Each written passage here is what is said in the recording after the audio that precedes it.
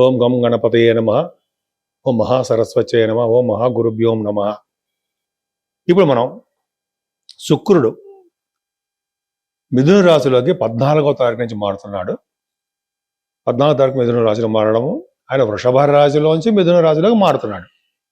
So 12 రాశుల వారికి, అంటే మేషరాశి నుండి మీనరాశి వారి వరకు కూడా శుక్రుడు ఇచ్చే ఫలితాలు తెలుసుకుందామండి. చాలా బాగుంటుంది. శుక్రుడి ఫలితాలు ఏ విధంగా ఉంటాయో అద్భుతంగా ఉంటాయి కదా కొంతమంది రాశులకి. ఇప్పుడు మనం తెలుసుకుందాం. సింహలగ్నం, సింహలగ్నానికి 10th హౌస్ లార్డ్, బ్రహ్మాండమైన వాడు శుక్రుడు. ఆయన మీకు లాభస్థానంలో సూపర్గా ఉన్నాడు. అంటే 3వ ఇంటి వాడు 11, 3వ ఇంటి వాడు 10వ ఇంటి వాడు 11 భావంలో ఉన్నాడు. బ్రహ్మాండంగా యోగిస్తాడు. ఏం చేస్తాడు? మీ సింహలగ్నం వాళ్ళకి 3rd హౌస్ లార్డ్ అయ్యాడు కాబట్టి 3వ ఇంటి వాడు లాభస్థానంలో ఉన్నాడంటే మీరు ప్రయాణాల ద్వారా ధన సంపాదన ఎక్కువ సంపాదిస్తారు. నోటి మాట ద్వారా మీకు బాగా డబ్బు సంపాదన ఉంటుంది. మీ తోబుట్టు ఉన్నారు సార్, చెల్లెళ్ళు, సిస్టర్స్, వాళ్ళకి మీరు ఫైనాన్షియల్ హెల్ప్ చేయడమో, వాళ్ళ ద్వారా మీకు సహాయ సహకారం అందడమో మొత్తానికి అయితే బాగుందండి. ఎక్కువగా షార్ట్ జర్నీస్ చేస్తారు మీరు, ఎక్కువ చేస్తుంటారు. ఇంకా తీర్థయాత్రలు చేస్తుంటారు మీరు. ఇంకా చెప్పాలంటే ఆభరణ ప్రాప్తి ఎక్కువగా ఉందని చెప్పచ్చు.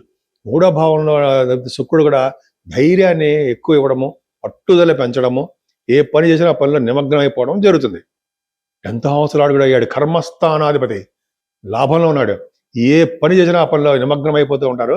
ప్రతి పని కూడా ఉన్నతమైన స్థితి కోసం మీరు చేస్తూ ఉంటారు.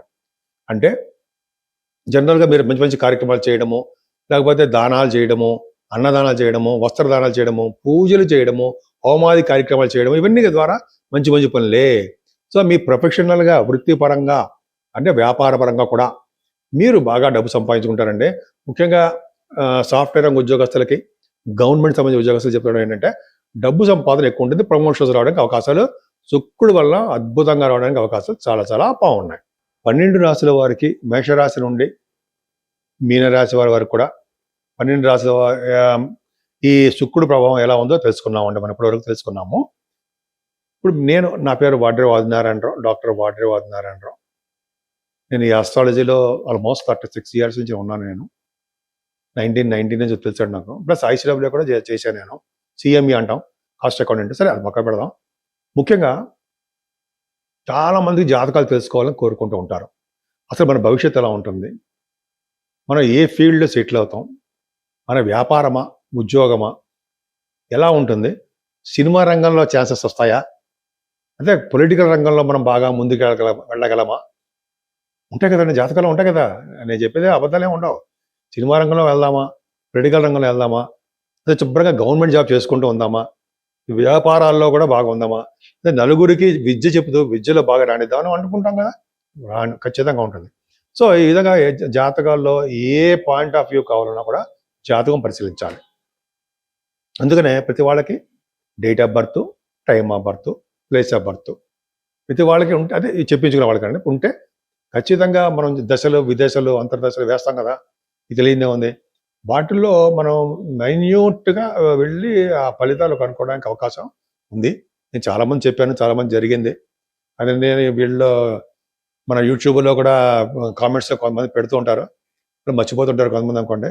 నాకు ఫోన్ చేసి చెప్తూ ఉంటారు, ఇలా మా అబ్బాయికి ఉద్యోగం వచ్చిందనో, వీసా వచ్చిందనో, లేకపోతే ఒక అమ్మాయి బాబుకు పుట్టాడనో, మ్యారేజ్ అయిందనో, ఏవో చెప్తా. ఏంటి అందరికీ సహజంగా జరుగుతుంది. బట్ ఆస్ట్రాలజర్స్కి జనరల్గా చెప్పేది అదే. కాబట్టి నేను జనరల్గా చెప్తుంటాం కాబట్టి జరగడానికి అవకాశాలు ఎక్కువ. సరే, ఇవన్నీ పక్క పెడతామండి. ముఖ్యంగా మీ జాతకాలు తెలుసుకోవాలనుకుంటే 7075389589 7075389589 ఫోన్ చేయండి. తప్పకుండా నేనే లిఫ్ట్ చేస్తాను. అది షూట్స్లో ఉంటే బహుశా నేను లిఫ్ట్ చేయలేకపోవచ్చు. మీరు మీ డీటెయిల్స్ మీకు చెప్పించుకోవాలనుకుంటే వాట్సాప్లో పెట్టండి. పెడితే చాలామంది అలాగే చేస్తుంటారు. వాళ్ళకి మళ్ళీ నేనే పర్సనల్గా ఫోన్ చేసి మీకు ఏం కావాలి, ఏం తెలుసుకోవాలనుకుంటున్నారు అనేది కామెంట్ దాంట్లో పెట్టండి. మీరు నాకు తెలుస్తుంది జాతకాలు వేసేటప్పుడు చెప్తూ ఉంటాను. అవన్నీ వేరే విషయం అనుకోండి. సో కాబట్టి మీరు చేస్తే మంచిది. అంతేకాకుండా మీకు వాస్తు సంబంధించినటువంటి డౌట్లున్నా, అయితే మీరు తెలుసుకోవాలనుకున్నా, ఇలా ఉందండి, ఇలా ఉందని తెలుసుకోవాలనుకున్నా మనం చెప్పగలను నేను. ఎందుకంటే నేను వాస్తులో కూడా ఉన్నాను. కానీ మెయిన్ ఫోకస్ అంతా ఆస్ట్రాలజీ. అంతేగానే కాస్ట్ అకౌంటెంట్ కాబట్టి నేను ఆడిటింగ్ కూడా చేసుకోవచ్చు. బట్ ఆడిట్ వైపు వెళ్ళలేదు, ఆడిట్ వైపు వెళ్ళకుండానే దీంట్లోకి వచ్చాం మేము. సో ఇదొక అదృష్టం అండి. గవర్నమెంట్ సంబంధించిన ఉద్యోగాల్లో చేశాను ఆఫీసర్గా. సరే పక్క పెడదాం అనుకోండి.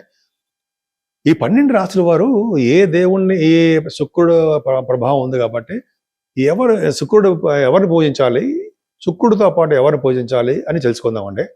ముఖ్యంగా ఈ మే నెలలోనే 14వ తారీఖు నుంచి మనకి శుక్రుడు మారుతాడు. మారిన వెంటనే అదే రోజు 15వ తారీఖు మహాశివరాత్రి వస్తుందండి. మహాశివరాత్రి పూట ఈవినింగ్ టైమ్స్లో ప్రదోషకాలం ఉంటాం కదా, ఆ టైంలో శివుడికి అభిషేకాలు చేయించుకోవాలి. అభిషేకాలు చేయించుకోవడం వలన చక్కటి ఆయుర్వృద్ధి అంటాం కదా, ఆయుష్ పెరుగుతుంది. అనేక రకాలైన శుభాలు జరగడానికి అవకాశాలు మనకు ఉంటాయి. అంతేకాకుండా మనకి 16th అమావాస్య వస్తుంది.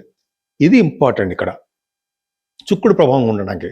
ఎందుకంటే ప్రతి అమావాస్య పూట, పౌర్ణమి పూట చాలామంది గుళ్ళల్లో మనం చూస్తుంటాము చండీ హోమాలు, అమ్మవారికి అభిషేకాలు, అమ్మవారి కుంకుమ పూజలు, చండీ సప్తసతి అనే కనకదుర్గ అమ్మవారి గుళ్ళో విజయవాడ కూడా చేస్తుంటారు కదా.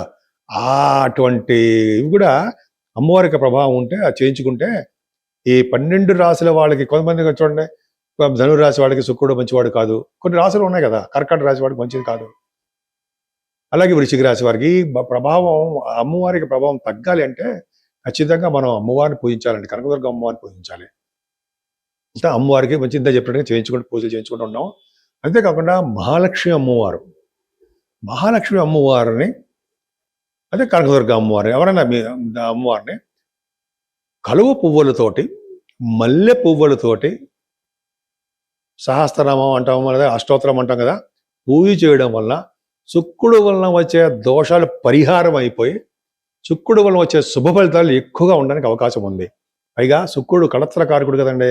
అంటే భార్యాభర్తలు సంబంధించిన వ్యవహారాలు విజయం చేయడము, భార్యాభర్తలు అంటే కలిసి ఎడిట్ చేయడము, పెళ్లి సంబంధాలు కుదిరేట్ చేయడము, సినిమా రంగం, కళారంగం ఉంటుంది కదా, ఆ కళారంగంలో అద్భుతంగా రండించేటి చేయడము. ఆ శుక్రాచార్యుడు గారు తెలుసుకుంటే సాధించలేదు ఏముందండి. అందుకని అమ్మవారి పూజలు, పార్వతీ అమ్మవారి పూజలు, కనకదుర్గ అమ్మవారి పూజలు, లలిత సహస్రనామాలు ఎందుకు చదువుకుంటారంటారు? అమ్మవారి పవర్ ఉండాలి మనకి. ఉంటే అమ్మ దయ ఉంటే అన్నీ ఉన్నట్టు అంటాం కదా, అమ్మవారి దయ ఉండాలి.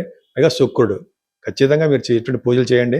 మీకు అంటే ఏ పూజ చేస్తే ఆ పూజలో మల్లెపూలతో చేయండి. ఇప్పుడు మల్లెపూల కాలం కాబట్టి చేస్తే భార్యాభర్తలు అనుకూలంగా ఉంటారు. శివుడికి అభిషేకం చేయాలి. శివుడికి అభిషేకం అంటే మల్లెపూలతో పూజ, అమ్మవారికి మల్లెపూలతో పూజ చేస్తే భార్యాభర్తలు కలిసే ఉంటారు, త్వరగా పెళ్ళిళ్ళు అవుతాయి, వాళ్ళు అనుకున్న కోరికలన్నీ నెరవేరుతాయి.